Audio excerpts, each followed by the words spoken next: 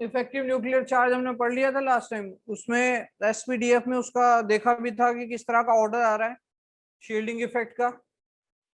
और अब atomic radius start करते हैं, ठीक है, क्योंकि एटॉमिक रेडियस में उसका यूज होना है। तो इसमें हम एटॉमिक रेडियस अगर स्टार्ट करें उससे पहले मैं आपको बता दूं कि इसमें क्या क्या पढ़ना है। पहले एटॉमिक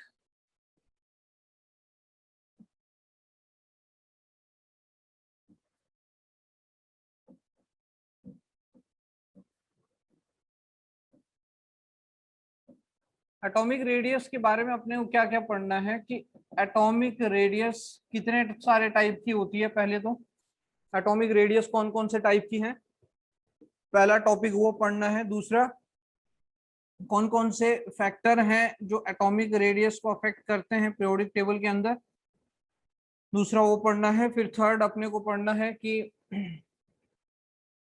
ट्रेंड्स क्या रहेंगे, या जो पीरियोडिसिटी होती है left right top to bottom, वो क्या ट्रेंड रहते हैं पीरियोडिक टेबल के अंदर। और चौथा अपने को पढ़ना है एक्सेप्शंस, जो भी उसमें ऐसे कुछ एलिमेंट्स हैं जो अब ट्रेंड्स को फॉलो नहीं करते हैं, ठीक है। जो ट्रेंड्स हमने बनाए हैं फैक्टर्स को देखते हुए, वो ट्रेंड को अगर वो फॉलो ना करे तो उसको एक्सेप्शन हम नाम देते हैं। उसका भी खैर कुछ ना कुछ रीजन निकलता है, एक्सेप्शन का भी रीजन होता है, और वो रीजन एग्जाम में आपसे पूछा जाता है, ठीक है। तो ये हम इफेक्टिव न्यूक्लियर चार्ज का हमने जो ऑर्डर देखा था, वो सबसे ज्यादा एस में शील्डिंग थी, फिर पी में, फिर डी में, फिर एफ में, ठीक है। ये हमने देखा था कि S P and D F में शील्डिंग सबसे ज्यादा थी। उसका भी आगे खैर यूज आएगा, जैसे जैसे यूज आएगा उसको वैसे डिस्कस करेंगे। वो तो पूरा अभी पूरी केमिस्ट्री में चलता रहेगा जो इफेक्टिव न्यूक्लियर चार्ज है। मतलब न्यूक्लियस इफेक्टिवली कितना चार्ज लगा रहा है एक डिफरेंशिएटिंग इलेक्ट्रॉन पर, जब उसमें बहुत सारे एक मल्टी इलेक्ट्रॉनिक सिस्टम बना हुआ है। जब एक मल्टी इलेक्ट्रॉनिक सिस्टम है तो जो न्यूक्लियस लास्ट वाले इलेक्ट्रॉन पे या जिसपे भी हम निकालना चाहते हैं, उस इलेक्ट्रॉन पे वो कितना चार्ज इफेक्टिवली लगा पाता है, ठीक है। तो उसको हमने एक फॉर्मूला भी पढ़ा था कि जो Z इफेक्टिव होता है is equal to Z atomic number, जिसको हम न्यूक्लियर चार्ज भी कहते हैं, क्योंकि atomic number number of proton की इक्वल होता है, और प्रोटॉन पे पॉजिटिव चार्ज होता है जो न्यूक्लियस के अंदर होते हैं। तो Z का मतलब नंबर ऑफ प्रोटॉन, और सिग्मा का मतलब था स्लैटर्स कांस्टेंट। खैर इसकी वैल्यू, इसका कैलकुलेशन अपने पास है नहीं, इसलिए मैं इसको अभी नहीं करवा रहा हूं फिलहाल, है ना। Z effective is equal to Z minus sigma. Sigma हम कहते हैं इसको स्लैटर्स कांस्टेंट कहते हैं, या स्क्रीनिंग कांस्टेंट कहते हैं। अगर हम इसकी बात करें तो इस फॉर्मूले में हम क्या रख सकते हैं कि वो कांस्टेंट की अलग अलग वैल्यूज होती हैं, ठीक है। वो कैलकुलेशन अपने सिलेबस में नहीं है, वैसे मैं आपको नोट्स में सेंड कर दूंगा, उसको अगर देखना हो तो एक बार देख लेना, क्योंकि उससे रिलेटेड क्वेश्चन तो मैंने नहीं देखे हैं। हालांकि उससे हम एक ऑर्डर जरूर बना सकते हैं। ऑर्डर क्या रहेगा कि टॉप टू बॉटम अगर हम जाएं, टॉप टू बॉटम अगर हम जाएं तो Z इफेक्टिव क्या होगा, रिमेन सेम। मतलब जो उसकी वैल्यू रहती है टॉप टू बॉटम, जो Z इफेक्टिव की वैल्यू रहती है, इफेक्टिव न्यूक्लियर चार्ज की वैल्यू रहेगी, वो सेम आएगी। जब हम उसको हर एक एलिमेंट के लिए कैलकुलेट करेंगे, लिथियम सोडियम पोटेशियम के लिए, तो वो सेम आता है, ठीक है। तो top to bottom remain same, and left to right जो Z इफेक्टिव होता है, left to right Z effective increases, उसमें इंक्रीज आता है। लेफ्ट राइट में Z इफेक्टिव इंक्रीज होना स्टार्ट होता है, धीरे धीरे इंक्रीज होता है। लेफ्ट राइट जैसे जैसे जाएंगे पीरियोडिक टेबल में, तो वो Z इफेक्टिव इंक्रीज होता है। इंक्रीज होने से फिर एटॉमिक रेडियस में कमी आ जाती है। तो उन सारे फैक्टर्स डिस्कस करेंगे। हाँ, टोटल पॉजिटिव चार्ज, जो जो टोटल पॉजिटिव चार्ज एक्सपीरियंस करता है, वो तो एक सिंगल इलेक्ट्रॉनिक सिस्टम में करता है। फिर मल्टी इलेक्ट्रॉनिक सिस्टम में बाकी इलेक्ट्रॉन उसको रिपेल कर देते हैं। उस रिपल्शन को हम सिग्मा से डिनोट करते हैं कि कितना वो रिपेल कर रहा है। तो Z is equal to total nuclear charge minus sigma. Sigma is the repulsion created by inner electrons, और उसको घटा करके फिर वो Z इफेक्टिव निकलता है कि एक्चुअल जो इफेक्टिव न्यूक्लियर चार्ज है वो कितना है। तो ये दो ऑर्डर आप जरूर याद रखें। नोट्स में आपको दे दूंगा कि ये किस तरीके से निकले हैं, बट आपके पास वो है नहीं सिलेबस में, ठीक है। तो top to bottom remain same and left to right Z effective increases, Z effective increase करता है। ठीक है, ये अपने पास है। अब आगे इसका एप्लीकेशन देखेंगे हम। जैसे एटॉमिक रेडियस से हम स्टार्ट करते हैं, ठीक है, ये क्लियर है जेड इफेक्टिव वाला मामला। Top to bottom Z effective same रहता है, उसकी वैल्यू बिल्कुल सेम आती है, और लेफ्ट टू राइट उसकी वैल्यू इंक्रीज होती रहती है, वो बढ़ता रहता है।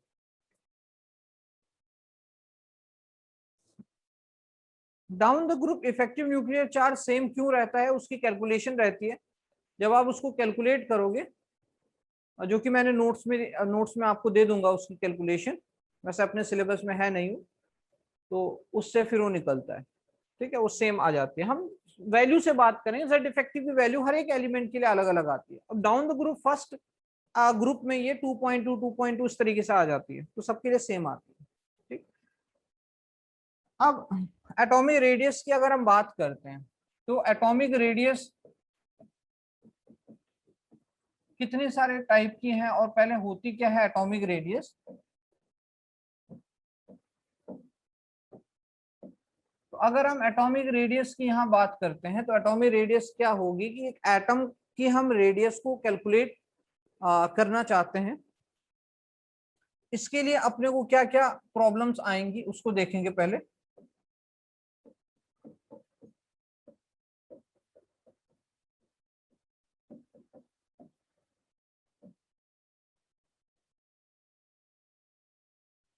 ठीक है, तो एटॉमिक रेडियस निकालने में अपने को क्या क्या प्रॉब्लम्स आने वाली हैं। देखो, एटॉमिक रेडियस पहले तो होगी क्या कि जैसे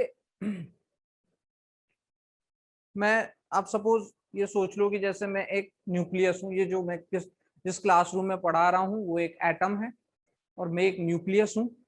जो मेरे सामने बेंचेस लगे हुए हैं वो अलग अलग ऑर्बिट हैं या शेल्स हैं, अलग अलग शेल्स हैं, KLMNOP। और सपोज इसमें 4 शेल हैं, KLMNOP KLMN, ठीक है, 4 शेल है। अब मुझे पीछे जो दीवार दिख रही है वो फिक्स है, मतलब वो बाउंड्री है मेरी। अगर मुझे यहां से लेकर के वहां तक की लास्ट बेंच तक की रेडियस निकालनी पड़े, उसकी डिस्टेंस निकालनी पड़े, यहां से लास्ट बेंच तक की डिस्टेंस निकालनी पड़े, तो मैं आराम से निकाल सकता हूँ। ठीक है, उसमें कोई प्रॉब्लम नहीं है। बट एटम के केस में ऐसा नहीं है। एक तो एटम प्रॉब्लम क्या क्या है, देखो एटॉमिक रेडियस में आपको पहले बता देता हूँ कि होती क्या है। It is the distance, it is the distance between center of nucleus and the outermost electron, जहां पर भी वो लास्ट वाला जो इलेक्ट्रॉन है जहां पे वो मिल रहा है उसके बीच की distance. Simple definition, distance between the centre of nucleus outermost electron. But इसमें कुछ प्रॉब्लम्स है। प्रॉब्लम्स क्या है कि एक तो एटम का साइज बहुत छोटा है। किसी भी एटम की हम बात कर रहे हैं, जनरली हम बात कर रहे हैं, हम डिफरेंट डिफरेंट एटम्स का नहीं निकालेंगे, जनरली हम बात करेंगे कि जितने भी एटम्स हैं उनका साइज एक तो बहुत छोटा है। ठीक, पहली प्रॉब्लम ये है। दूसरा, वो एटम्स कंबाइंड फॉर्म में है, वो कभी भी फ्री नहीं है ना। अगर एक एटम अपने को फ्री घूमता हुआ मिले तो हम उसको पकड़ करके माइक्रोस्कोप में उसकी रेडियस निकाल भी लें, बट वो फ्री नहीं है, वो मॉलिक्यूल्स बना करके घूम रहा है। ठीक है, वो मॉलिक्यूल्स बना करके घूम रहा है। अब वो मॉलिक्यूल बना करके घूम रहा है। दूसरा, उसका जो साइज है, जो रेडियस है, ओवरऑल जो साइज है वो भी बहुत छोटा है। और तीसरी प्रॉब्लम ये है कि उसकी कोई फिक्स बाउंड्री नहीं है। जो भी ऑर्बिटल्स हैं जहां पर इलेक्ट्रॉन मिलने की प्रोबेबिलिटी होती है, मैंने क्या कहा, ऑर्बिटल्स। ठीक है, ऑर्बिट अलग होते हैं, ऑर्बिटल्स, ऑर्बिट उसके अंदर सबशेल्स, फिर उसके अंदर ऑर्बिटल। अब जो ऑर्बिटल है जहां पर इलेक्ट्रॉन मिल रहे हैं उनकी प्रोबेबिलिटी देखी जाती है, मतलब वो ऐसा एक रीजन है जहां पर इलेक्ट्रॉन मिलने की मैक्सिमम प्रोबेबिलिटी होगी, उसको हम ऑर्बिटल कहेंगे। अब उसकी कोई फिक्स बाउंड्री नहीं है, वो कहां तक जाए, है ना। क्या पता अभी इलेक्ट्रॉन यहां था, अभी इलेक्ट्रॉन थोड़ी आगे मिल जाए। ठीक है, ये प्रोबेबिलिटी रीजन है। मतलब सपोज ये जहां पर कैमरा रखा हुआ और यहाँ तक, ये प्रोबेबिलिटी रीजन है, यहाँ पर कहीं भी इलेक्ट्रॉन मिल सकता है। जब इलेक्ट्रॉन घूम रहा है तो या तो वो यहाँ मिल जाए, या वो यहाँ मिल जाए, या यहाँ मिल जाए। ठीक है, तो उसके मिलने की प्रोबेबिलिटी जो होती है, उसी उसी स्पेस को हम ऑर्बिटल कहते हैं। अब इसमें ये 3 तरह की प्रॉब्लम्स है, इनको पहले मैं लिख लेता हूं कि यहाँ पर क्या क्या अपने को प्रॉब्लम्स आने वाली है, ये सब आपको नोट्स में मिल जाएगा सिस्टमेटिक तरीके से। पहला है कि atomic size is very small, atomic size अपने पास बहुत ज्यादा छोटा है, atomic size is very small. अब वो कितना स्मॉल है, वो 1 एंगस्ट्रॉन के बराबर है। 1 एंगस्ट्रॉन आपने पढ़ा होगा यूनिट फिजिक्स में, और मैथमेटिक्स में आपने यूनिट्स पढ़ी होंगी, जनरली फिजिक्स में ये पढ़ाई जाती हैं जब फिजिक्स स्टार्ट हुई थी। तो atomic size very small, 1 angstrom, 1 angstrom is equal to 10 to power minus 10 metres. एक एंगस्ट्रॉन, ए के ऊपर डॉट लगा देते हैं इस तरीके से, 10 टू पावर माइनस 10 मीटर की इक्वल होता है एक एंगस्ट्रॉन। तो इतना छोटा वो, इतना मतलब 1 मीटर को इमेजिन करो, उसका भी आप 10 टू पावर माइनस 10 मतलब 0.000, तो इतना छोटा वो एटॉमिक साइज है। दूसरा प्रॉब्लम क्या है, दूसरा प्रॉब्लम है कि atom is not present in free state, not found in free state. वो कहीं ना कहीं मॉलिक्यूल्स की फॉर्म में है, ठीक है, उसको फ्री स्टेट में वो नहीं मिल रहा है। और तीसरा यहाँ पे प्रॉब्लम क्या है कि atoms has no fix boundary, मतलब कोई बाउंड्री जब है ही नहीं, जब कोई फिक्स बाउंड्री ही नहीं है तो हम कैलकुलेट किसको करेंगे, ठीक है। तो ये भी प्रॉब्लम है, ये इनमें 3 अलग अलग प्रॉब्लम है। 10 to power minus 10 metres that is angstrom. तो ये प्रॉब्लम है कि भाई 1 नैनोमीटर होता है 10 टू पावर माइनस 9 मीटर, एक एंगस्ट्रॉन होता है 10 टू पावर माइनस 10 मीटर, और एक पिकोमीटर होता है 10 टू पावर माइनस 12 मीटर। ये डिस्टेंस की यूनिट है जो आपने फिजिक्स में पढ़ी होगी जनरली, यूनिट एंड डायमेंशन में, ठीक। तो ये अपने पास ये 3 प्रॉब्लम है जो एटम की रेडियस को चेक करने के लिए आने वाली है।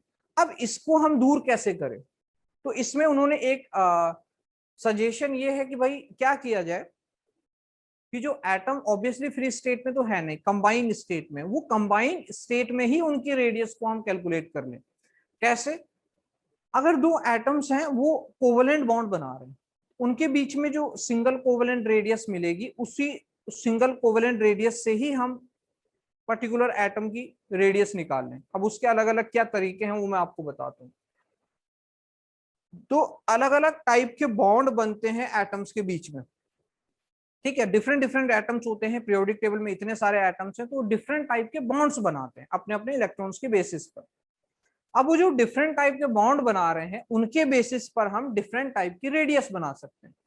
कौन कौन से डिफरेंट टाइप के हम रेडियस बना सकते हैं, लाइक अगर हम टाइप्स की बात करें तो अपने पास आ जाएगा कोवलेंट रेडियस। सिंपल है कि अगर 2 एटम कोवलेंट बॉन्ड बना रहे हो, है ना, जब भी हम, अब एक चीज आप अपने दिमाग में रखना कि जब भी हम रेडियस कैलकुलेट करेंगे तो बॉन्डेड फॉर्म में कैलकुलेट करेंगे, और कोवलेंट रेडियस बन रही है, कोवलेंट बॉन्ड बन रहा है 2 एटम के बीच में जो इलेक्ट्रॉन को शेयर कर रहे हैं, तो हम उनके बीच में कोवलेंट रेडियस को कैलकुलेट कर सकते हैं। उसके अलग अलग तरीके हैं, है ना, उसको मैं अभी डिस्कस करता हूँ। दूसरा अपने पास जैसे वेंडर वॉल रेडियस है, वेंडरवॉल रेडियस है। अब वेंडरवॉल रेडियस किस तरीके से होती है वो भी डिस्कस करेंगे। तीसरा अपने पास आयनिक रेडियस है, आयनिक रेडियस से भी खूब क्वेश्चन पूछे जाते हैं, आयंस में, कैटायन एनायन में जो रेडियस होगी। चौथा अपने पास है मेटालिक रेडियस, जिसे क्रिस्टल रेडियस कहते हैं, मेटालिक रेडियस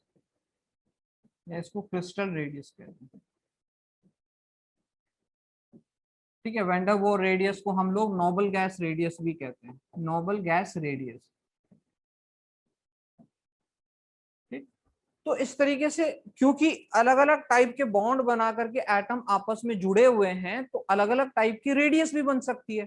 लाइक अगर कोवलेंट बॉन्ड से जुड़े हुए एटम है तो उनसे जो रेडियस मिलेगी दैट इज कोवलेंट रेडियस, फिर वैंडरवॉल रेडियस, फिर आयनिक रेडियस, मेटालिक रेडियस। तो इस टाइप के अपने ने 4 रेडियस के टाइप पढ़ने हैं जो मोस्टली आपके पास रहते हैं। आयनिक रेडियस किस में होगा, कैटायन और एनायन में होगा।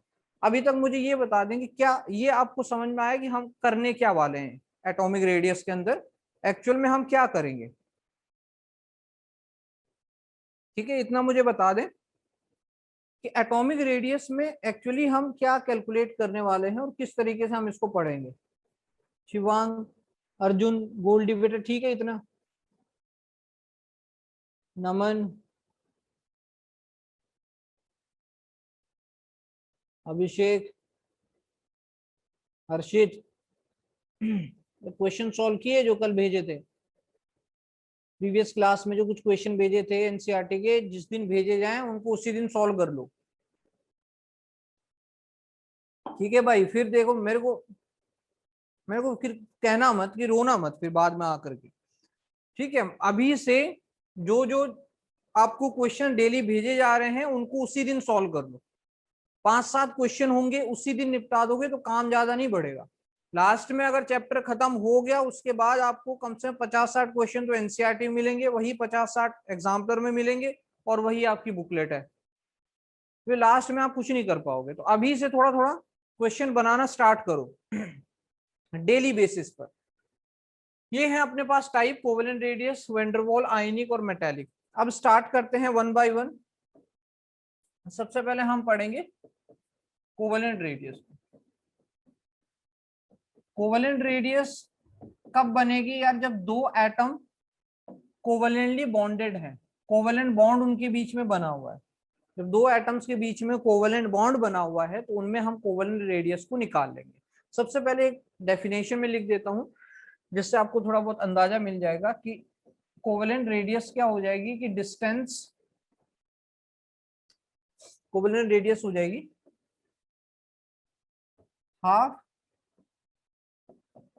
Half of the internuclear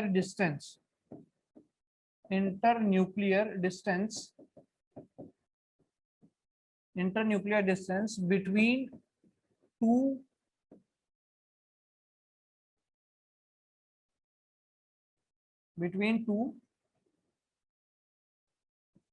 single covalently bonded atoms। कुछ इस टाइप की इसके डेफिनेशन बना सकते हैं कि it is the half, covalent radius is half of the internuclear distance. Internuclear मतलब दो न्यूक्लियस के बीच की बात की जा रही है। Internuclear distance between two single covalently bonded atom. Single covalently, ठीक है? सिंगल बॉन्ड, कोवेलेंट बॉन्ड बना होगा बिटवीन टू कोवेलेंट एटम, उसके लिए कोवेलेंट रेडियस को डिफाइन कर सकते हैं। अब इसमें जनरली जो क्या होता है, इसमें मैं आपको बना के दिखा देता हूं। अपने पास कोवेलेंट रेडियस को अगर हम देखें तो ये अपने पास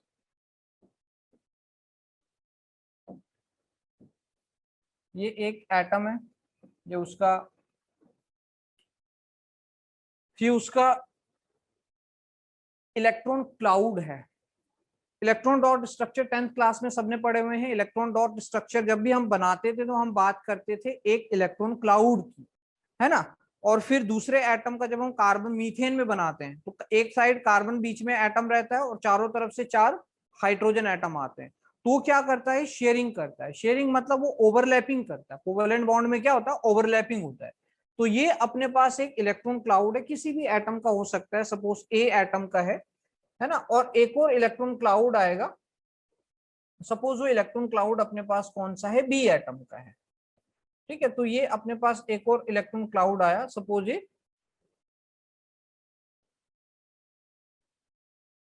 ये बी एटम का इलेक्ट्रॉन क्लाउड है,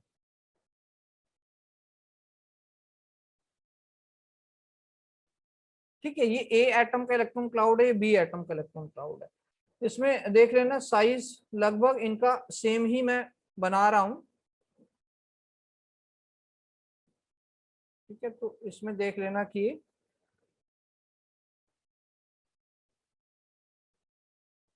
कम ज्यादा लगभग ना हो। तो बीच में आपको एक शेयर्ड पोर्शन दिखाई दे रहा है, ठीक है? बीच में सबको एक शेयर्ड पोर्शन दिखाई दे रहा है, जिसको हम इस तरीके से शो कर सकते हैं कि भाई ये जो है ये एक शेयर्ड एरिया है, ये एक शेयर्ड एरिया है। और इसमें इलेक्ट्रॉन की क्या हुई होगी? शेयरिंग हुई होगी। ये एक शेयर्ड एरिया है। ये इसका न्यूक्लियस है, ये इसका न्यूक्लियस है। सपोज ये एटम अपने पास ए है और ये एटम भी अपने पास ए है। ये दोनों सिमिलर एटम है, ए एंड ए। जैसे कि H2 के बीच में हाइड्रोजन हाइड्रोजन के बीच में बनता है, क्लोरीन क्लोरीन के बीच में बनता है। तो सपोज है ए और ए एटम के बीच में एक कोवेलेंट यहां पर क्या बन रहा है, बॉन्ड बन रहा है। ठीक है, अब ये कोवेलेंट बॉन्ड बना, ये क्या बना, कोवेलेंट बॉन्ड बना। तो अब आप इसमें देखिए ध्यान से कि यार ये जो कोवेलेंट बॉन्ड बना है, इसमें ये जो कोवेलेंट बॉन्ड बना है, इसमें ये आपका आ जाएगा कोवेलेंट रेडियस।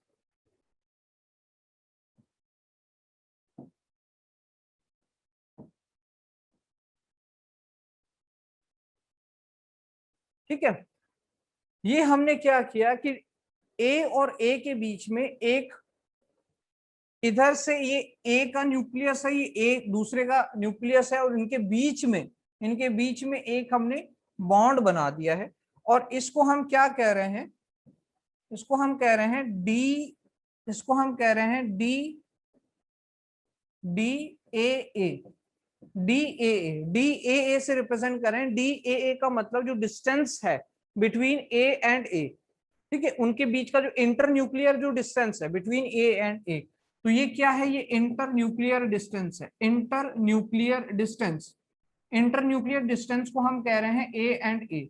और क्या हम इसी इंटर न्यूक्लियर डिस्टेंस को बॉन्ड लेंथ कह सकते हैं, क्योंकि ये बॉन्ड की ये प्रॉपर जो ए और ए के बीच में कोवेलेंट बॉन्ड बना हुआ है, सिंगल कोवेलेंट बॉन्ड, क्या ये बॉन्ड लेंथ हो गई, सिंगल कोवेलेंट बॉन्ड की बॉन्ड लेंथ हो गई। तो इंटर न्यूक्लियर डिस्टेंस है, इसी को हम क्या कह रहे हैं, बॉन्ड लेंथ कह रहे हैं।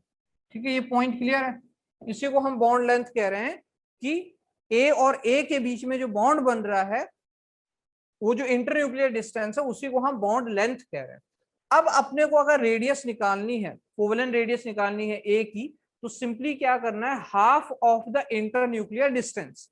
मतलब हमें सपोज आर ए निकालना है, तो आर ए निकालने के लिए, कोवेलेंट रेडियस ऑफ ए निकालने के लिए जो इंटर न्यूक्लियर डिस्टेंस है उसका हाफ ऑफ कर दो, इंटर न्यूक्लियर डिस्टेंस का हाफ कर दो, आपको ए की कोवेलेंट रेडियस मिल जाएगी। तो आर ए क्या हो जाएगा, is the single covalent bond, single covalent, यहां पे अगर मैं इसको लिखूं कि single covalent bond radius, single covalent bond radius निकल जाएगी आर ए। ठीक है, इतना बताइए, क्या हम कोवेलेंट रेडियस को ऐसे डिफाइन करें कि half of the inter nuclear distance between two single covalently bonded atom, जो डी ए है, ये है डी, ये हम बना रहे हैं डी। ठीक है, ये अपना डी है, और ये इसका न्यूक्लियस है, ये ए का न्यूक्लियस है, दोनों के बीच में सिंगल कोवेलेंट बॉन्ड बना हुआ है, और हम क्या कर रहे हैं, उनके इंटर न्यूक्लियर डिस्टेंस को हाफ कर रहे हैं। इतना बता दो, क्या इतना क्लियर है?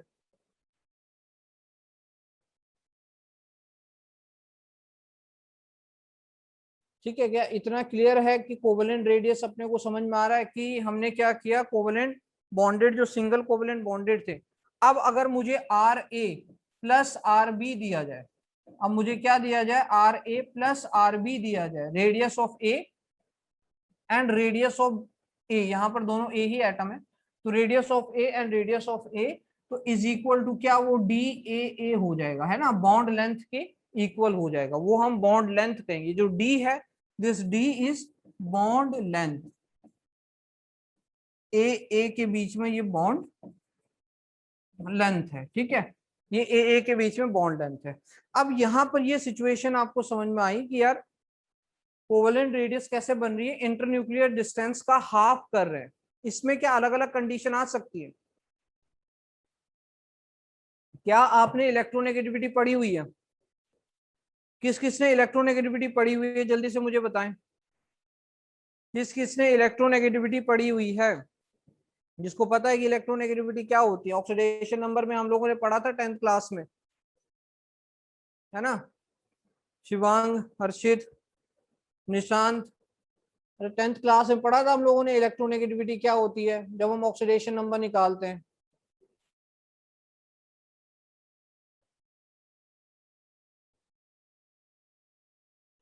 अर्जुन, बेटा जब हम इलेक्ट्रोनेगेटिविटी निकालते हैं तो उस ऑक्सीडेशन नंबर निकालते समय पढ़ा हुआ है ना।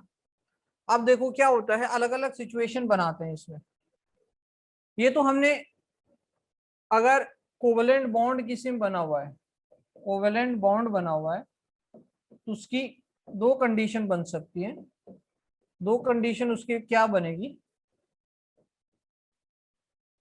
कि अगर वो होमो एटॉमिक के बीच में है, होमो एटॉमिक, होमो एटॉमिक का मतलब दो सिमिलर एटम्स के बीच में है होमो एटॉमिक, और अगर वो रेडियस किसके बीच में, बॉन्ड किसके बीच में बना हुआ है, हेट्रो एटॉमिक, मतलब दो अलग अलग एटम्स के बीच में वो बॉन्ड बना हुआ है, तो होमो एटॉमिक और हेट्रो एटॉमिक, ठीक है, इनके बीच में बॉन्ड बना हुआ है। हेट्रो एटॉमिक में भी अगर वो दो सिचुएशन को फॉलो करे कि हेट्रो एटॉमिक में if the electronegativity En, capital En, if the electronegativity difference between two is very less, electronegativity difference जो बिटवीन टू है बहुत कम हो,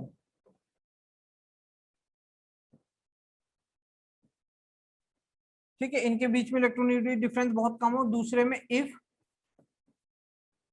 देयर इज मच मोर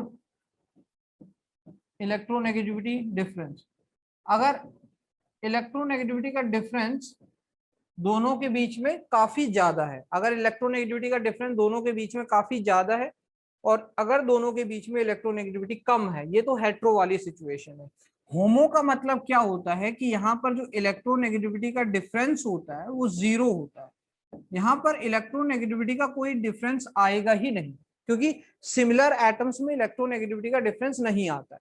अब बात आती है कि जिन्होंने इलेक्ट्रोनेगेटिविटी नहीं पढ़ी है, तो इलेक्ट्रोनेगेटिविटी क्या होती है, जैसे एटम्स, अपने को पता है एलिमेंट मेटल है, नॉन मेटल है, मेटलॉइड है। जो मेटल्स होते हैं वो इलेक्ट्रॉन को लूज करते हैं, और लूज करने के बाद उनमें पॉजिटिव चार्ज आता है, और इनको कहते हैं इलेक्ट्रोपॉजिटिव एलिमेंट।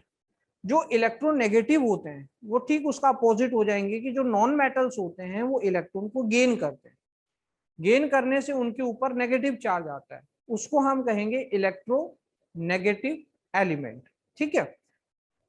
अब इलेक्ट्रोनेगेटिव एलिमेंट का मतलब जो इलेक्ट्रॉन को गेन करते हैं, अट्रैक्ट करते हैं अपनी साइड, और उनके ऊपर नेगेटिव चार्ज आ जाता है। जैसे कि ये ए और बी अपना दो एटम है, इनके बीच में एक बॉन्ड बना हुआ है, अगर ए की इलेक्ट्रोनेगेटिविटी ज्यादा हुई, सपोज ये ए का इलेक्ट्रॉन है, ये बी का इलेक्ट्रॉन है, कोवेलेंट बॉन्ड कैसे बनता है, ए अपना एक इलेक्ट्रॉन, बी अपना एक इलेक्ट्रॉन, दोनों शेयर करते हैं।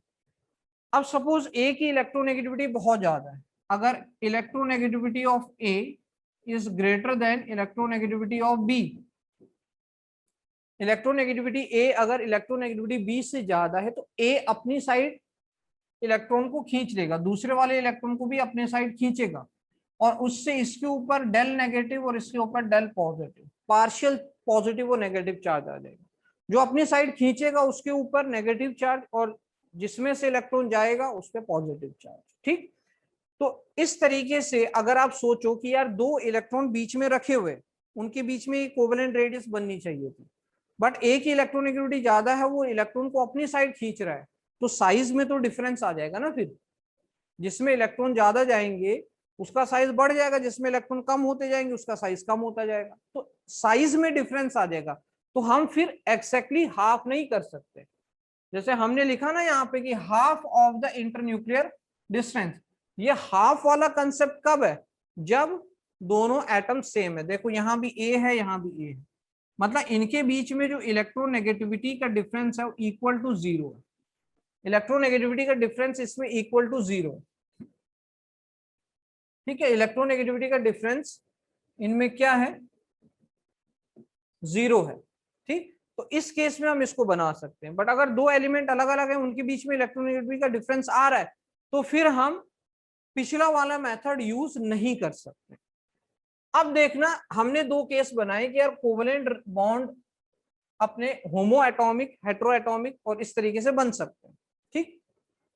तो जो हमने प्रीवियस केस डिस्कस किया, क्या वो केस हम होमो एटॉमिक, यहाँ पे मैं डाल सकता हूं कि क्या ये केस हमने होमो एटॉमिक के लिए किया या ऐसे एलिमेंट्स के लिए किया जिनमें इलेक्ट्रोनेगेटिविटी का डिफरेंस बहुत कम है, इक्वल टू जीरो है, इलेक्ट्रोनेगेटिविटी का कोई डिफरेंस नहीं है, कोई खींचातानी नहीं हो रही है, इसका भी एक इलेक्ट्रॉन है, इसका भी एक इलेक्ट्रॉन है, और आराम से हम रेडियस निकाल सकते हैं। तो क्या ये एक हेट्रो एटॉमिक का केस बन गया? ठीक।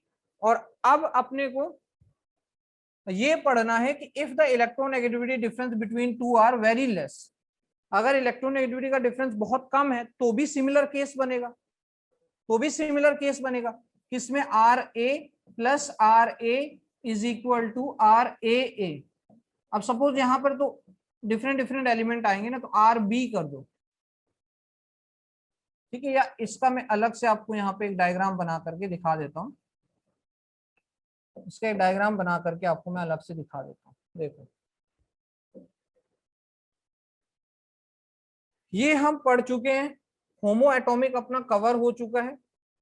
हेट्रो एटॉमिक में ये हम बना लेते हैं अपना केस 1 और ये बना लेते हैं केस 2। ठीक, केस 1 केस 2 ये हमने दो बना लिए।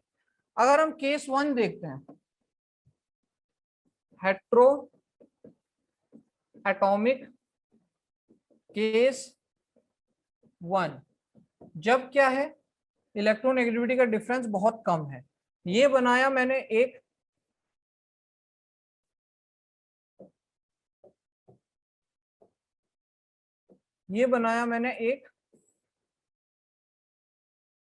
इलेक्ट्रॉन क्लाउड, और ये बनाया दूसरा एक इलेक्ट्रॉन क्लाउड। ठीक, ये एक इलेक्ट्रॉन क्लाउड दूसरा इलेक्ट्रॉन क्लाउड बनाया, साइज लगभग इनका मैं सेम रखने की कोशिश कर रहा हूं। ठीक है,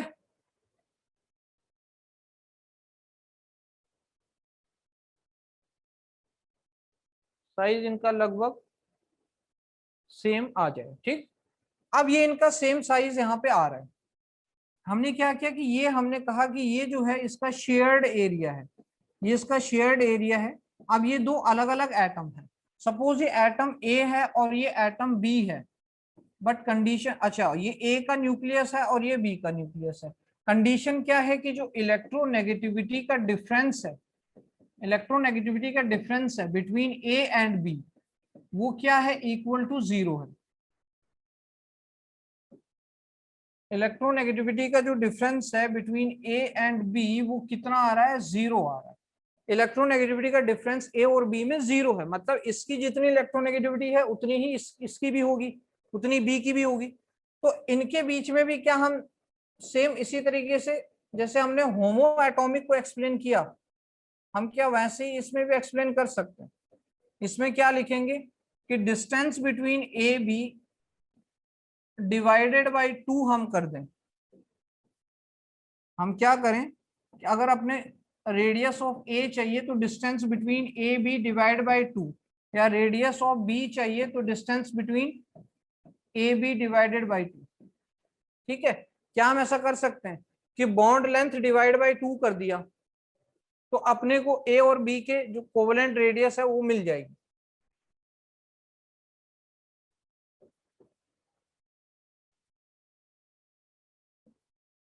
डी ए बी क्या है, बॉन्ड की लेंथ है, और बॉन्ड लेंथ डिवाइड बाय 2 हमने कर दिया। क्या ये हम हेट्रो एटॉमिक जब इलेक्ट्रोनेगेटिविटी सेम हो तब हम कर सकते हैं, जब इलेक्ट्रोनेगेटिविटी का डिफरेंस बहुत कम या जीरो है कोई फर्क नहीं पड़ता फिर। Similar to first case, similar to this case. ठीक है, इसी केस की तरह था जैसे हमने होमो एटॉमिक में पढ़ा था, ठीक उसी केस की तरह है। अब इसमें आप देखो कि दूसरा इसमें केस देखा जाए, अब इसमें केस आएगा हेट्रो एटॉमिक केस 2। केस 2 कब, जब उनमें इलेक्ट्रोनेगेटिविटी का जो डिफरेंस है, electronegativity difference between A and B is not zero. जो इलेक्ट्रोनेगेटिविटी का डिफरेंस है बिटवीन ए एंड बी वो जीरो नहीं है, कुछ ना कुछ डिफरेंस है उनके बीच में। सिंपली अगर उनके बीच में कुछ डिफरेंस होगा तो एक का साइज, एक का एटॉमिक रेडियस कम हो जाएगा, दूसरे का बढ़ जाएगा। तो हम हाफ तो बिल्कुल नहीं कर सकते। आप खुद ही इमेजिन करो, आप खुद ही सोचो कि अगर इलेक्ट्रोनेगेटिविटी में डिफरेंस आया, एक एक का एटॉमिक साइज ये था, एक का ये था इलेक्ट्रॉन क्लाउड, और दूसरे का इलेक्ट्रॉन क्लाउड अब कुछ ऐसा हो गया है, तो ऑब्वियसली हम क्या इसमें हाफ कर पाएंगे? आप मुझे ये बताओ, क्या इसमें हाफ करना ठीक रहेगा? क्या मैं इसको हाफ कर सकता हूं? यहां पर इसकी रेडियस है सपोज, और यहां पर इसकी रेडियस है, तो क्या इनको मैं हाफ करना सही रहेगा? ठीक है, क्या हम इसको हाफ कर सकते हैं? कि अगर अपने पास साइज का इतना कंसिडरेबल डिफरेंस है, क्योंकि इलेक्ट्रोनेगेटिविटी का डिफरेंस तो हम हाफ नहीं कर सकते, जब हम हाफ नहीं कर पाएंगे तो हम एक फॉर्मूला लगाएंगे। ठीक है, हम एक फॉर्मूला लगाएंगे। पहले मैं यहाँ पर वही वाला एक डायग्राम पहले बना देता हूं कि अपने पास क्या है कि एक इस तरीके से है, और दूसरा जिसका साइज काफी लार्ज हो गया है।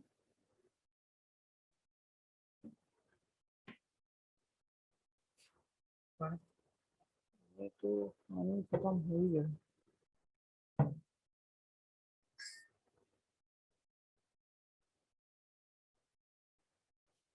ठीक है, इसमें हम लोग इलेक्ट्रोनेगेटिविटी का क्या करेंगे कि सपोज ये एक एलिमेंट ए है, ये एलिमेंट बी है। भाई यहाँ पर बी वाले की इलेक्ट्रोनेगेटिविटी ज्यादा है, उसने इलेक्ट्रॉन खींचे और उसका साइज बढ़ गया। ये ए की एटॉमिक रेडियस, ए का न्यूक्लियस है, ये बी का न्यूक्लियस है। तो ऑब्वियसली अब यहाँ पर डिवाइड बाई टू वाला कंसेप्ट नहीं आ सकता। ये हमने यहाँ पे बॉन्ड लेंथ डाली, ये इनके बीच में क्या आ गया भाई, ये इनके बीच में हम अगर लिखें डी, तो डी ए बी क्या आ गया, बॉन्ड की लेंथ आ गई, बॉन्ड की लेंथ आ गई। बट अब हम इसमें रेडियस को डिवाइड बाय टू करके नहीं निकाल सकते हैं। तो अपने पास ये दो साइंटिस्ट थे जिन्होंने एक फॉर्मूला दिया, और उस फॉर्मूले को यूज करके हम रेडियस को कैलकुलेट कर सकते हैं। जैसे वो फॉर्मूला है Stevenson Stevenson Shoemaker Stevenson Shoemaker equation. शायद क्लास 10th वाले स्टूडेंट ने सुना होगा। लास्ट में जब हमने इसको लास्ट में एक दिन मैंने बताया था, जब हम डिटेल में एटॉमिक रेडियस पढ़ रहे थे, Stevenson Shoemaker equation. Stevenson Shoemaker equation की जब इलेक्ट्रोनेगेटिविटी का एक कंसिडरेबल डिफरेंस आता है और ऐसा सिचुएशन बन जाता है, तो हम फिर स्टीवेंशन शोमेकर इक्वेशन को यूज करते हैं।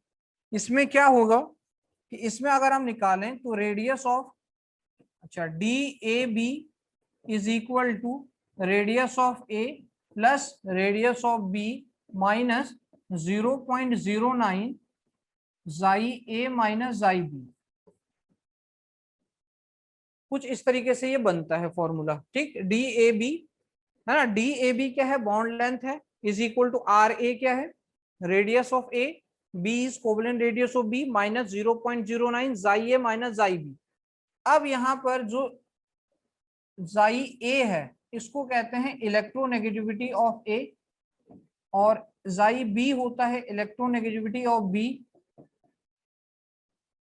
और जितनी भी रेडियसेस हैं यहाँ पर, जितनी भी रेडियस है या बॉन्ड लेंथ है, वो हमेशा एंगस्ट्रॉन में लिखी जाए, और जो इलेक्ट्रोनेगेटिविटी है वो पॉलिंग स्केल में लिखी जाए। आगे पढ़ेंगे पॉलिंग स्केल पे।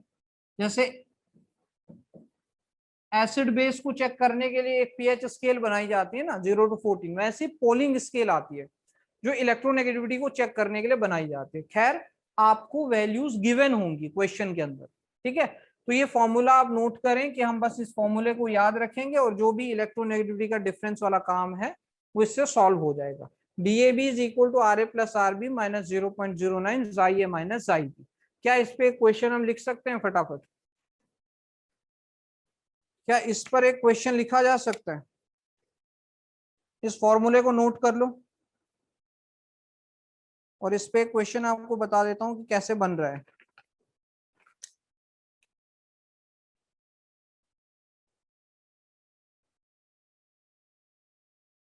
इसके नोट्स पे मिल जाएंगे, कोई दिक्कत नहीं है। जाई ए और जाई बी गिवन होंगे क्या? बिल्कुल गिवन होंगे अर्जुन। अब इसका एक क्वेश्चन लिख लो भाई। क्वेश्चन हम ऐसे बना सकते हैं इसका कि क्वेश्चन आपके पास दिया हुआ, what will be the radius between H and C. आपने क्या निकालना है? Radius between H and C, hydrogen and chlorine in HCl, in HCl, in HCl,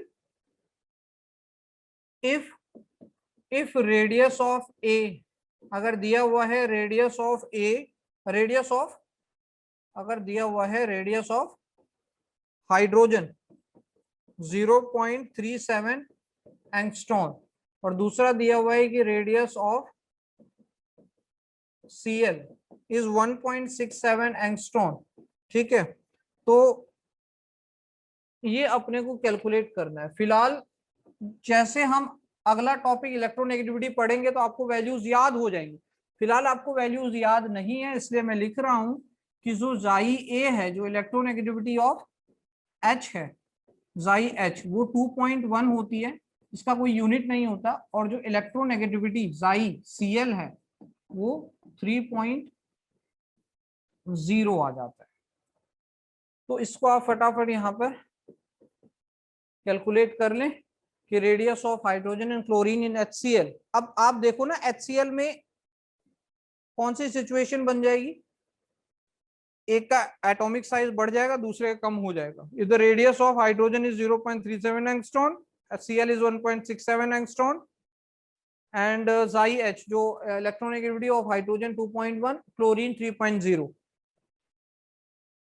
फटाफट आप मुझे बता दें कि इसमें आंसर लगभग कितना आ रहा है, फिर हम आगे बात करते हैं इसके अंदर। हमने इसमें फॉर्मूला लगाया, हमने इसमें फॉर्मूला लगाया DHCl is equal to radius of H plus radius of Cl minus 0.09, electronegativity का डिफरेंस इनके बीच में 3.0, 2.1, ठीक है। वो मोड आना चाहिए, हमेशा पॉजिटिव आएगा। इसको हमने रखा तो ये आया रेडियस 0.37 प्लस 1.67 माइनस 0.09 और ये आ जाएगा 0.9, ठीक है। अब ये कितना कितना आ जाएगा कि 0.81, 0.37 प्लस 1.67 माइनस 0.81, कितना आ रहा है? एक्सैक्ट कितना आ रहा है? 0 पॉइंट नहीं, 1.6 नहीं,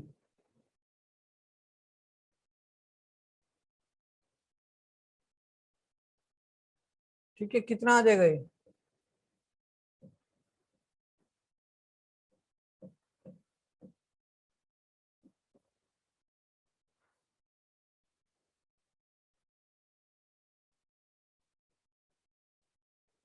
टू पॉइंट जीरो समथिंग कुछ आ जाएगा।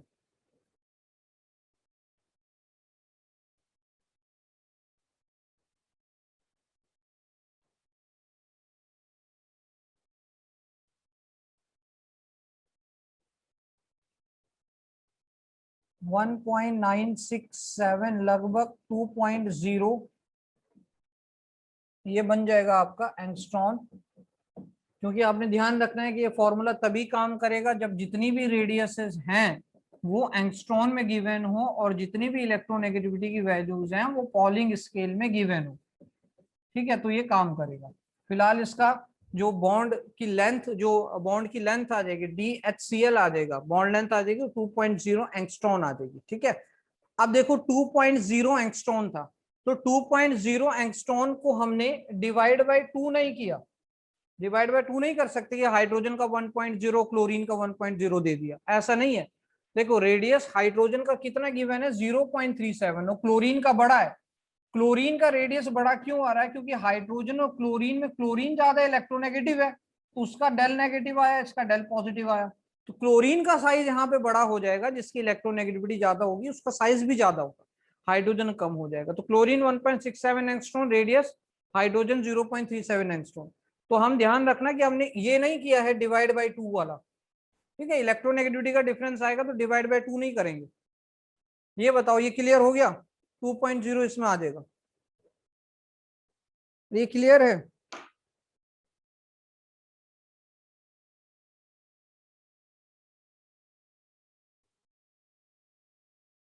ठीक है, ऐसे नहीं, ऐसे निकल जाएगा ना।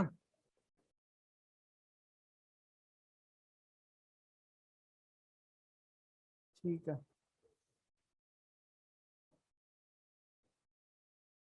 ठीक है। तो ये कोवेलेंट रेडियस का था कि कोवेलेंट रेडियस हमने निकाला होमो न्यूक्लियर के अंदर, होमो एटॉमिक के अंदर, हेट्रो एटॉमिक के अंदर, जब इलेक्ट्रोनेगेटिविटी का डिफरेंस भी था। दूसरा अपने पास जो आता है वो आता है vendor wall radius. Vendor wall radius, vendor wall radius में अपने को क्या करना है? वेंडर वॉल रेडियस ली जाती है पहली बात तो नॉन बॉन्डेड एटम्स के लिए, नॉन बॉन्डेड एटम्स, जो एटम बॉन्ड नहीं बना रहे हैं, नॉन बॉन्डेड एटम्स के लिए ये लिया जाता है। दूसरा ये मेनली होता है नोबल गैसेस के लिए, क्योंकि नोबल गैसेस भी मॉलिक्यूल्स नहीं बना रहे हैं, तो इसको नोबल गैस रेडियस भी कहा जाता है, क्योंकि नोबल गैसेस के लिए भी यही कैलकुलेट की जाती है, और नॉन बॉन्डेड एटम्स के लिए ये कैलकुलेट किया जाता है, और नॉन बॉन्डेड नॉन मेटल्स के लिए ये कैलकुलेट किया जाता है, मेटल्स के लिए नहीं होता है, नॉन मेटल्स के लिए ये कैलकुलेट किया जाता है van der Waals radius. Van der Waals radius क्या होगा अगर मैं बात करूं इसकी डेफिनेशन की, ठीक है। तो इसकी डेफिनेशन क्या आ सकती है? Half of the distance between two adjacent atoms, half of the distance between two adjacent atoms,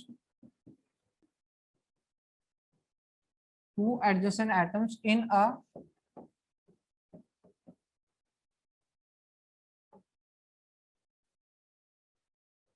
two adjacent atoms in the nearest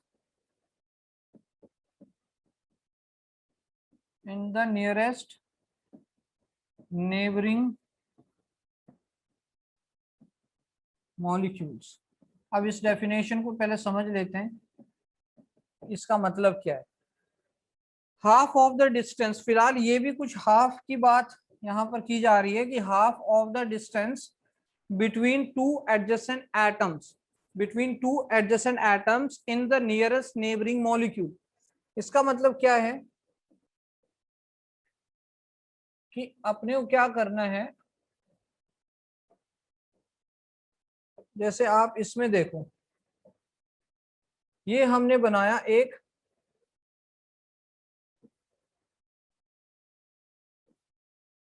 ये कोवेलेंट रेडियस है, दो होमो एटॉमिक सिस्टम के बीच में कोवेलेंट रेडियस है, और ये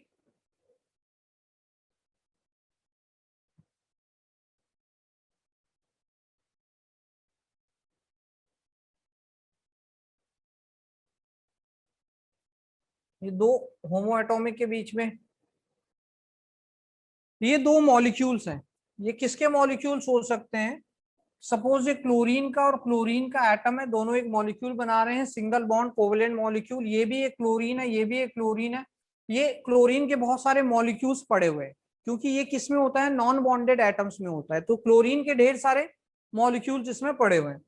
अब ये क्लोरीन का ये रेडियस है, ये दूसरे क्लोरीन का रेडियस, इस क्लोरीन का रेडियस, इस क्लोरीन का रेडियस। अब इनके बीच में पहले जो बॉन्ड बन रहा है वो कोवेलेंट बॉन्ड बन रहा है, ठीक है। इसके और इसके बीच में ये जो है ये बॉन्ड लेंथ है, और इसके और इसके बीच में ये आपकी कोवेलेंट यहाँ पर बॉन्ड लेंथ बन रही है। ये दोनों कोवेलेंट बॉन्ड बन गई, ये कोवेलेंट बॉन्ड लेंथ आ गई दोनों की। अगर हम इसको डिवाइड बाय 2 कर दें तो अपने को कोवेलेंट रेडियस भी पता लग जाएगी। बट अब जो हम बात कर रहे हैं, किसकी? वैन डर वाल्स रेडियस की। वैन डर वाल्स रेडियस किस में आएगी कि जो अलग अलग नेबरिंग जो मॉलिक्यूल्स है, जो पड़ोसी मॉलिक्यूल्स हैं, नेबरिंग मॉलिक्यूल्स हैं, उनके एडजेसेंट एटम्स के बीच की डिस्टेंस को हाफ कर देंगे। यानी कि ये अपने दो अलग अलग मॉलिक्यूल हैं, और ये इनका एडजेसेंट एटम है, ये एडजेसेंट एटम, ये वाला एक का एडजेसेंट एटम, इसका ये एडजेसेंट एटम है। तो इनके बीच का ये जो डिस्टेंस है, ये जो इनके बीच का ये जो अपने पास, ये जो अपने पास डिस्टेंस आएगा, ये वाला, ये जो अपने पास डिस्टेंस आ गया, इसको हम कह देंगे, इसको अगर मैं डॉटेड से शो करूं, ठीक है, अगर मैं इसको डॉटेड से शो करूं तो कुछ इस तरीके से ये बन जाएगा। तो ये अपने पास वेंडर वॉल रेडियस आ जाएगी, वेंडर वॉल रेडियस आ जाएगी दो क्लोरीन के मॉलिक्यूल्स में जो एडजेसेंट एटम्स थे उनके बीच में। तो हमने क्या करना है, अगर मैं इसकी प्रॉपर आपको वैल्यू दूं तो ये 198 पिकोमीटर और ये 360 पिकोमीटर है।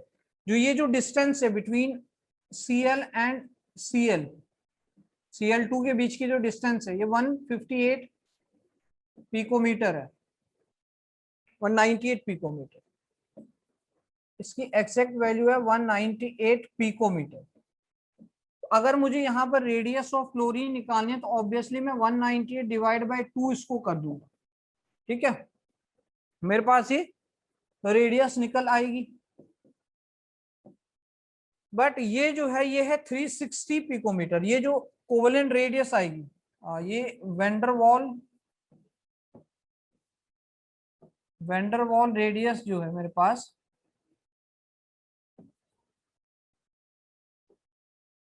डी Cl2 के बीच में ये कितनी है, दिस इज 360 पिकोमीटर, ठीक है, वेंडरवॉल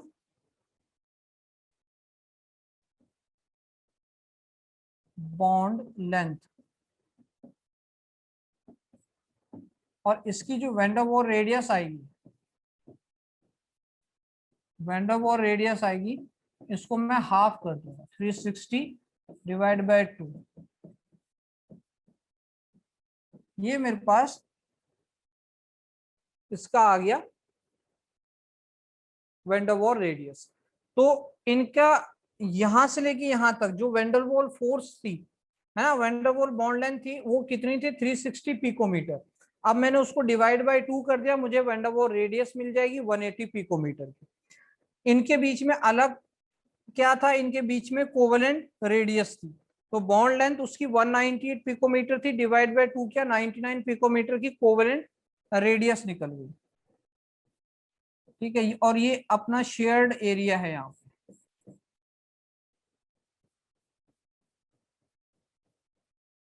ये यहाँ पर शेयर्ड एरिया। ये बताओ क्या ये कोवेलेंट रेडियस क्लियर है? मैंने एक एग्जांपल के हेल्प से भी आपको बताया, क्लोरीन मॉलिक्यूल बने हुए हैं दो, उन क्लोरीन मॉलिक्यूल में मैंने आपको बताया कि वेंडरवॉल रेडियस कैसे काम करेगी, वेंडरवॉल रेडियस को हम कैसे कैलकुलेट कर सकते हैं।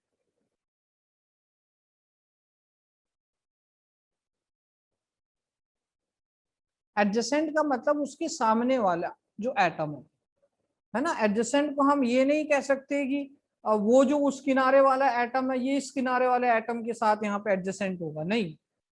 हाँ, इस मॉलिक्यूल के साथ में बगल में एक और मॉलिक्यूल बना दूं तो ये एटम फिर उस एटम का एडजेसेंट हो जाएगा।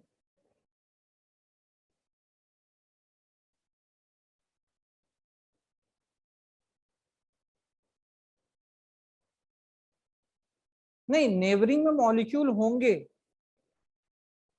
मॉलिक्यूल तो होंगे ना उसमें, या कोई जैसे नोबल गैसेस के लिए सामने दूसरी नोबल गैस होगी, दूसरा उसका एटम होगा। हाँ, जो शॉर्टेस्ट हो उसकी बात कर रहे हैं ना, एडजेसेंट का मतलब ही होता है कि जो शॉर्टेस्ट आ रहा हो।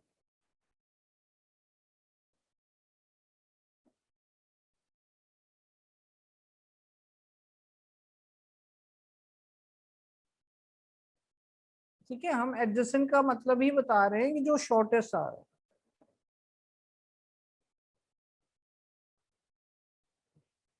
तो ये फिलहाल हमने यहाँ पर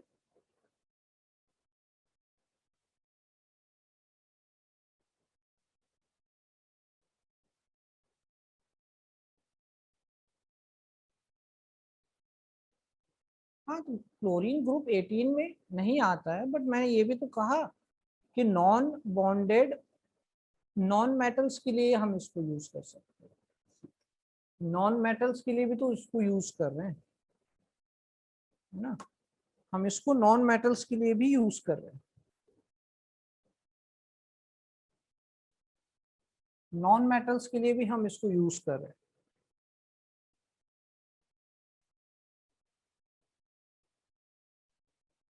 ठीक है, तो फिलहाल आज हमने एटॉमिक रेडियस में वैन डेर वाल्स रेडियस देख ली और कोवेलेंट रेडियस के सारे केस हमने डिस्कस कर लिए।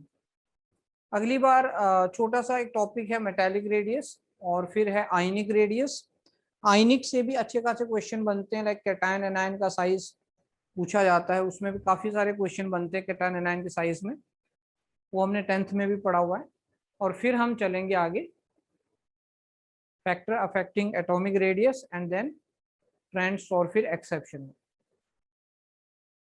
एटॉमिक रेडियस बहुत इंपॉर्टेंट है, उसमें जो छोटे छोटे कंसेप्ट आ रहे हैं, तो आगे अपने पास जितने भी केमिस्ट्री में जितने भी चैप्टर आएंगे लगभग हर जगह आपको इन कंसेप्ट्स की जरूरत पड़ेगी। लाइक इफेक्टिव न्यूक्लियर चार्ज है, रेडियस है, मतलब पीरियोडिक टेबल की जरूरत आपको हर जगह पड़ेगी। जो छोटे छोटे जो कंसेप्ट, आगे बॉन्डिंग हम पढ़ेंगे तो बॉन्डिंग चैप्टर के अंदर इनकी जरूरत पड़ेगी। ठीक है, नोट्स आपको मिल जाएंगे। आज भी मैं कुछ क्वेश्चंस आपको भेज दूंगा, वो क्वेश्चंस आप डेली के डेली उनको सॉल्व करते रहना। ठीक है, ये अभी भी ये भी मैं भेज देता हूँ आपको, ये भी आप लिख सकते हो। ठीक है, क्वेश्चंस मैं डेली भेजूंगा, 5-7 क्वेश्चन डेली आपको भेजूंगा, उसको डेली के डेली सॉल्व करते रहना। ठीक है भाई, फिर हम नेक्स्ट क्लास में इसमें मिलते हैं। किसी को डाउट हो तो व्हाट्सएप पे मुझे सेंड कर देना। हाँ, हर रोज के हैंड रिटन नोट्स मिलेंगे, प्लस जो बोर्ड पे लिखा हुआ है वो भी मैं सेंड कर दूंगा, और अपनी कन्वीनियंस के अकॉर्डिंग आप उसको ऐड कर सकते हो।